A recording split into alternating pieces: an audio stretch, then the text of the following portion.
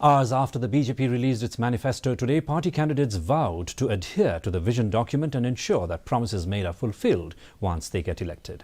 Party candidate from Nongthamai constituency David Karsati said if he is elected, he will identify all the poor families and sanction ₹1 crore from the MLA scheme for their welfare.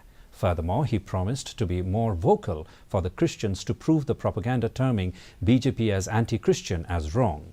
Similarly, party candidate from South Shillong, Sanbor Shulai, said the people have now realized and appreciated the development agenda of the BJP under the leadership of Prime Minister Narendra Modi. From the Christian faith, now they understand and they start supporting the BJP. My first appeal is to identify the poor of the poor family, and then from the MLA scheme, out of 2 crore, 1 crore will go to those registered family.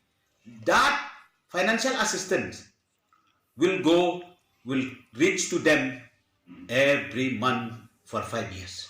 Now, last 10 years, the people of Meghalaya State, especially, they have realized that all those political propaganda are not true. They have really appreciated, especially our brother